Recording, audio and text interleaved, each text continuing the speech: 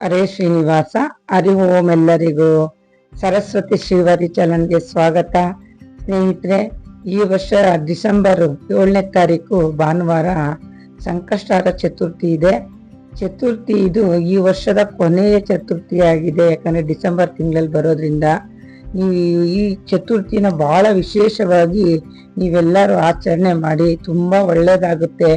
ಏನಕ್ಕಪ್ಪ ಅಂದ್ರೆ ನಮ್ಗೆ ವರ್ಷ ಪೂರ್ತಿ ನಮ್ಗೆ ಕಾಪಾಡ್ಕೊಂಡು ಬಂದಿರೋ ಅಂತ ಶ್ರೀ ವಿಘ್ನೇಶ್ವರ ಸ್ವಾಮಿಯವರು ಈ ವರ್ಷ ಕೊನೆ ಚತುರ್ಥಿ ಆಗಿರೋದ್ರಿಂದ ಈ ವರ್ಷ ಪೂರ್ತಿ ನಮ್ಗೆ ಹೆಂಗೆ ಆರೋಗ್ಯ ಆಯುಷನ್ನು ಕೊಟ್ಟು ಕಾಪಾಡ್ದಿ, ಅದೇ ತರ ಮುಂದೆನೂ ನಮ್ಗೆ ಹಿಂಗೆ ಕಾಪಾಡಪ್ಪ ಅಂತ ಹೇಳಿ ನಾವು ಒಂದು ಸಂಕಷ್ಟಹರ ಚತುರ್ಥಿನ ನಾವು ಪ್ರಾರಂಭ ಮಾಡೋಣ. ಡಿಸೆಂಬರ್ 7ನೇ ತಾರೀಕು ಸಾಯಂಕಾಲ ಸ್ನೇಹಿತರೆ 6:24 ಈ ಒಂದು ಸಂಕಷ್ಟಹರ ಚತುರ್ಥಿ ಪ್ರಾರಂಭ ಆಗೋದ್ರಿಂದ ನಮ್ಗೆ ಕರೆಕ್ಟಾಗಿ ಚಂದ್ರ ಉದಯ ಆಗೋ ಟೈಮ್ಗೆ ನಮ್ಗೆ ಈ ಒಂದು ಸಂಕಷ್ಟಹರ ಚತುರ್ಥಿ ಸಿಗುತ್ತೆ. ಹಂಗಾಗಿ ಎಲ್ಲಾರು ಉಪವಾಸ ಇರೋರು, ಅಕಸ್ಮಾತ್ ಉಪವಾಸ ಇಲ್ಲದೆ ಮಾಮೂಲಿ ಒಂದು ಪೂಜೆ ಮಾಡ್ತೀವಿ ಅನ್ನೋರು ಸಂಜೆ ಸಮಯ ತುಂಬಾ ಚೆನ್ನಾಗಿದೆ. ನಾವು ದಿನನಿತ್ಯ ಹೆಂಗೆ ಮನೆ ಸ್ವಚ್ಛಗೊಳಿಸ್ತೀವಿ ಹಂಗೆಲ್ಲ ಸ್ವಚ್ಛ ಮಾಡಿ ಒಂದು ಫೋಟೋ ಇದ್ರೆ ಒಂದು ಅಕ್ಕಿ ತಟ್ಟೆ ಮೇಲೆ ಇಡಿಲ್ಲ, ವಿಗ್ರಹ ಇದ್ರೆ ಒಂದು ಅಕ್ಕಿ ತಟ್ಟೆ ಮೇಲೆ ಆ ವಿಗ್ರಹನ ಇಟ್ಟು ಒಂದು 108 ಗರ್ಕೆ ಪತ್ರೆ ತಗೊಂಬಂದು ಆ ಸ್ವಾಮಿಗೆ ಒಂದು ಗಂಧ ಇಟ್ಟು, ಹಣೆಗೆ ಒಂದು ಗೆಜ್ಜೆ ವಸ್ತ್ರ ಇಟ್ಟು, ಪ್ರತಿಯೊಂದು ನಾವು ನಿತ್ಯ ಹೆಂಗೆ ಪೂಜೆ ಮಾಡ್ತೀವೋ ಅದೇ ತರನೇ ಸ್ವಾಮಿಗೆ ಎಲ್ಲ ಒಂದು ಅಲಂಕಾರ ಮಾಡಿ ಅವ್ರಿಗೆ ಒಂದು ಎಕ್ಕದ ಹೂವು, ಒಂದು ದಾಸಿವಾಳ, ಒಂದು ಸಾವಂತಿಗೆ ಹೂವು, ಇವೆಲ್ಲನೂ ತುಂಬಾ ಪ್ರೀತಿಯಾಗಿರುವಂತ ಹೂವು ವಿಘ್ನೇಶ್ವರನವ್ರಿಗೆ. ಹಂಗಾಗಿ ಎಲ್ಲರೂ ಅವರ ಮನೆಗಳಲ್ಲಿ ತುಂಬಾ ಶ್ರದ್ಧೆ ಭಕ್ತಿಯಿಂದ ಈ ಒಂದು ಸಂಕಷ್ಟಹರ ಚತುರ್ಥಿನ ನೀವು ಮಾಡಿ ಸ್ನೇಹಿತರೆ, ತುಂಬಾ ಒಳ್ಳೇದಾಗುತ್ತೆ. ಎಲ್ಲ ಮನೆಯಲ್ಲಿ ಒಂದು ದೀಪ ಹಚ್ಚಿ ಪೂಜೆ ಎಲ್ಲ ಮಾಡಿ ದೇವಸ್ಥಾನಗಳಿಗೆ ಹೋಗ್ಬಿಟ್ಟು ಬನ್ನಿ.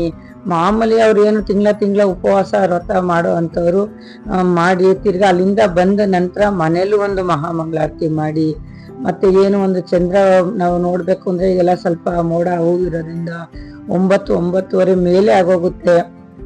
ಚಂದ್ರನ್ ನೋಡಿ, ಚಂದ್ರ ಅವ್ರಿಗೆ ಒಂದು ಕಡ್ಡಿ ಕರ್ಪೂರನ ಬೆಳಗಿ ಅವ್ರೊಂದು ಆಕ್ರೆ ನೀಡಿ ಅವರಲ್ಲಿ ಒಂದು ಸಂಕಲ್ಪ ಮಾಡ್ಕೊಳ್ಳಿ, ನಮ್ಮ ಜೀವನದಲ್ಲಿ ಹಿಂಗೆ ಬೆಳೆದಿಂಗ್ಲಾಗಿರ್ಲಪ್ಪ, ನಮ್ಮ ಕಷ್ಟಗಳಲ್ಲೆಲ್ಲ ಹೋಗಲಾಡ್ಸೋ ತಂದೆ, ನಮ್ಮ ಜೀವನಕ್ಕೆ ದಾರಿ ಬಿಟ್ಕೊಡು ಅಂತ ಆ ಸ್ವಾಮಿಗೆ ಒಂದು ಚಂದ್ರನ್ಗೆ ಕೈ ಮುಗಿದು ಮತ್ತೆ ಮನೆಗೆ ಬಂದು ಮನೆಯಲ್ಲಿ ಆ ಸ್ವಾಮಿಗೆ ಒಂದು ಕಡ್ಡಿ ಕರ್ಪೂರದಿಂದ ಬೆಳಗಿ ಪೂಜೆ ಮಾಡಿ ಸ್ನೇಹಿತರೆ, ತುಂಬಾ ಒಳ್ಳೇದಾಗುತ್ತೆ. ಈ ಸರಿ ಬಂದಿರೋ ಅಂತ ಒಂದು ಏನು ಸಂಕಷ್ಟಹರ ಚತುರ್ಥಿ ನಮ್ಮ ಬಾಳನ್ನ ಬೆಳಗೋ ಅಂತ ಚತುರ್ಥಿ. ಈ ಚತುರ್ಥಿ ವಿಶೇಷತೆ ಏನು ಅಂದ್ರೆ, ಒಂದು ಏನು ಶಾಪ ಇರುತ್ತಲ್ಲ, ಒಂದು ಬ್ರಾಹ್ಮಣ ಶಾಪ ಆ ಥರ ಎಲ್ಲ ಏನಾನ ಒಂದು ಶಾಪ ಇದ್ರೆ ಬೇಗ ನಿವಾರಣೆ ಆಗುತ್ತೆ. ವಿದ್ಯೆ ಕಡಿಮೆ ಇರೋರಿಗೆ ಈ ಒಂದು ಈಗ ಒಂದು ಸಂಕಷ್ಟ ಚತುರ್ಥಿ ದಿನ ಅವ್ರ ಕಡೆಯಿಂದ ಒಂದು ಬುಕ್ಗಳು, ಒಂದು ಪೆನ್ನ ಒಂದು ಬಡ ಮಕ್ಕಳಿಗೆ ದಾನ ಮಾಡಿಸಿ ಅವ್ರಿಗೆ ವಿದ್ಯಾ ಬುದ್ಧಿ ಚೆನ್ನಾಗೇ ಬರುತ್ತೆ. ಮತ್ತೆ ಕೆಲಸ ಇಲ್ಲದೆ ಇರೋರ್ಗು ಅವ್ರೊಂದು 3-5 ವಾರವಂತ ಒಂದು ಸಂಕಲ್ಪ ಮಾಡ್ಕೊಂಡು 3 ತಿಂಗಳು 5 ತಿಂಗಳು 9 ತಿಂಗಳು ಅಂತ ಓದೋಂಥ ಮಕ್ಕಳಿಗೆ ಮತ್ತೆ ಕೆಲಸ ಸಿಗದೇ ಇರೋಂಥ ಮಕ್ಕಳಿಗೆ ಈ ಒಂದು ಪೂಜೆ ಮಾಡಿಸೋದ್ರಿಂದ ಈ ನಾಳೆ ಬರುವಂತಹ ಒಂದು ಸಂಕಷ್ಟ ಚತುರ್ಥಿಯಿಂದ ಪ್ರಾರಂಭ ಮಾಡಿದ್ರೆ ಬಹಳನೇ ಒಳ್ಳೇದಾಗುತ್ತೆ. ನೀವು ನೋಡಿ, ನೀವು ಪೂಜೆ ಪ್ರಾರಂಭ ಮಾಡಿ 5 ಇಲ್ಲ 9 ಒಂದು ಚತುರ್ಥಿ ಅಷ್ಟೊತ್ತಿಗೆ ನಿಮ್ಗೆ ಒಂದು ಮನಸ್ಸಲ್ಲಿ ಏನ್ ಸಂಕಲ್ಪ ಮಾಡಿರ್ತೀರೋ ಅದೆಲ್ಲ ಈಡೇರುತ್ತೆ.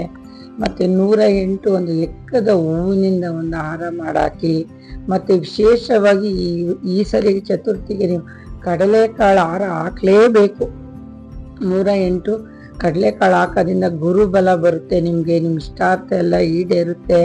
ನಾವು ಎಲ್ಲೆಲ್ಲೋ ಹೋಗೇನೋ ಖರ್ಚು ಮಾಡೋದೆಲ್ಲ ಮನೇಲಿ ನಾವು ಕುತ್ಕೊಂಡು ಶ್ರದ್ಧೆ ಭಕ್ತಿಯಿಂದ ಓಂ ಗಂ ಗಣಪತಿಯೇ ನಮಃ ಅಂತ ಆ ಗಣಪತಿನ ಆರಾಧನೆ ಮಾಡ್ಕೊಳ್ಳಿ. ಗಣಪತಿ ಅಷ್ಟೋತ್ತರ ಹೇಳಿ ಕುಂಕುಮಾರ್ಚನೆ ಮಾಡಿ ಎಲ್ಲ ಪೂಜೆ ಮುಗಿದ ನಂತರ ಒಂದು ತೆಂಗಿನಕಾಯಿ ಮಾತ್ರ ಒಡಿದೆ ಇರಲೇಬೇಡಿ ಸ್ನೇಹಿತರೆ. ತೆಂಗಿನಕಾಯಿ ಹೊಡೆದೇನೆ ಅಲ್ಲಿಗೆ ಪೂರ್ಣ ಫಲ, ನಮ್ಗೆ ಪೂಜೆ ಮುಕ್ತಾಯಕ್ಕೆ ಒಂದು ದಾರಿ ಬಿಟ್ಕೊಡೋದು. ಹಂಗಾಗಿ ಒಂದು ತೆಂಗಿನಕಾಯಿ ಹೊಡೀರಿ. ಮತ್ತೆ ಹಳದಿ ಅಕ್ಷತೆ ಎಲ್ಲ ಕೆಂಪು ಅಕ್ಷತೆ ಮಾಡ್ಕೋಬೇಕು. ಕೆಂಪು ಅಕ್ಷತೆ ಕಾಳನ್ನ ಮಾಡ್ಕೊಂಡು ನೀವು ಪೂಜೆ ಆದ ನಂತರ ಆ ಸ್ವಾಮಿಗೆ ಹೂವಿನ ಜೊತೆ ಅರ್ಪಿಸಿ. ಇಲ್ಲ 108 ಅಷ್ಟೋತ್ತರಕ್ಕೂ ಒಂದು ಹೂವು ಮತ್ತೆ ಅಕ್ಷತೆ ಕಾಳನ್ನ ತಗೊಂಡು ಸ್ವಾಮಿಗೆ ಅರ್ಪಿಸ್ತಾ ನಿಮ್ಮ ಇಷ್ಟಾರ್ಥ ಏನಿದೆಯಾ ಮನಸ್ಸಲ್ಲಿ ಕೇಳ್ಕೊಳ್ಳಿ ಸ್ನೇಹಿತರೆ. ಈ ವಿಶೇಷವಾದ ಸಂಕಷ್ಟಹರ ಚತುರ್ಥಿ ಬಹಳ ಚೆನ್ನಾಗಿದೆ. ಮತ್ತೆ ನಮ್ಮ ಕೈಲಿ ಆಗದೇ ಇಲ್ಲ, ಉಪವಾಸ ಇರೋಕ್ಕಾಗಲ್ಲ ಅನ್ನೋರು ಏನು ಯೋಚನೆ ಮಾಡಬೇಡಿ. ಒಂದಿಷ್ಟು ಅವಲಕ್ಕಿನೋ, ಒಂದು ಬಾಳೆಹಣ್ಣು, ಒಂದು ಹಾಲು ತಿನ್ನಿ. ಸ್ವಾಮಿಗೆ ಮನಸ್ಸು ಶುದ್ಧವಾಗಿರ್ಬೇಕು ಸ್ನೇಹಿತರೆ. ಹಾಗಂತ ನೊಂದ್ಕೊಂಡು ನೀವು ದೇವ್ರು ಮಾಡಕ್ ಹೋಗ್ಬೇಡಿ. ಒಂದಿಷ್ಟು ಹಾಲು ಹಣ್ಣು ಏನನ್ನ ತಿನ್ಕೊಂಡು ನೀವು ಪೂಜೆ ಮಾಡಿ. ನಾವೇನೋ ತಿಂದೆ ಗಟ್ಟಿಯಾಗಿ ಇದ್ದೀವಿ ಮಾಡ್ತೀವಿ ಅನ್ನೋರು ನೀವು ಹೆಂಗಾದ್ರೂ ಮಾಡ್ಬೋದು. ಈ ಪೂಜೆ ನಿಮ್ಗೆ, ಈ ವಿಡಿಯೋ ನಿಮ್ಗೆ ಇಷ್ಟ ಆಗಿದ್ರೆ ಸಬ್ಸ್ಕ್ರೈಬ್ ಆಗಿ, ಲೈಕ್ ಮಾಡಿ, ಶೇರ್ ಮಾಡಿ ಸ್ನೇಹಿತರೆ. ಇನ್ನೂ ಹೆಚ್ಚಿನ ಒಂದು ಮಾಹಿತಿ ನಾನು ನಿಮಗೆ ಕೊಡ್ತೀನಿ. ಮತ್ತು ಈ ಸಂಕಷ್ಟದ ಚತುರ್ಥಿ ಈ ವರ್ಷದ ಕೊನೆಯ 25ನೇ ಇಸ್ವಿ ಕೊನೆಯ ಸಂಕಷ್ಟದ ಚತುರ್ಥಿ ಆಗಿರುತ್ತೆ. ಹಾಗಾಗಿ ಎಲ್ಲರೂ ಈ ವರ್ಷ ಪೂರ್ತಿ ನಮ್ಗೆ ಹೆಂಗೆ ನಗ್ನಗ್ತಾ ಇರಿಸ್ತೋ ಹಂಗೆ ಮುಂದಿನ ವರ್ಷನೂ ನಮ್ಗೆ ಹಿಂಗೆ ಆರೋಗ್ಯ ಆಯುಷ್ಯನ ಕೊಟ್ಟು ನಮ್ಮ ಇಷ್ಟಾರ್ಥವನ್ನೆಲ್ಲ ಈಡೇರ್ಸಪ್ಪ ಭಗವಂತ ಅಂತ ಆ ಸ್ವಾಮಿನ ಮನಸ ಇಚ್ಛೆ ನೀವು ಎಲ್ಲರೂ ಕುಟುಂಬ ಸಮೇತ ಕೇಳ್ಕೊಳ್ಳಿ ಸ್ನೇಹಿತರೆ. ನಿಮ್ಗೆಲ್ಲ ಒಳ್ಳೇದಾಗ್ಲಿ. ತಪ್ಪದೆ ದೇವಸ್ಥಾನಗಳಿಗೆ ಹೋಗಿ ಮತ್ತೆ ಮನೇಲಿ ದೀಪ ಹಚ್ಚಿ ಆ ದೀಪದ ಬೆಳಕಲ್ಲಿ ಸ್ವಾಮಿನ ನೀವು ನೋಡ್ಬೇಕು. ಒಂದು 5 ನಿಮಿಷ ಕಣ್ಣು ತುಂಬಿಕೊಂಡು ಬರೀ ದೀಪದ ಬೆಳಕಲ್ಲೇ ಸ್ವಾಮಿ ನೋಡಿದ್ರೆ ಆ ಸ್ವಾಮಿನೇ ಎದ್ದಿ ಬಂದು ನಮ್ಗೆ ಹೊರ ಕೊಟ್ಟಂಗಾಗುತ್ತೆ. ಈ ವಿಡಿಯೋ ಇಷ್ಟ ಆಗಿದ್ರೆ ಎಲ್ಲರಿಗೂ ಒಳ್ಳೇದಾಗ್ಲಿ. ಹರಿ ಓಂ. ಹರೇ ಶ್ರೀನಿವಾಸ್.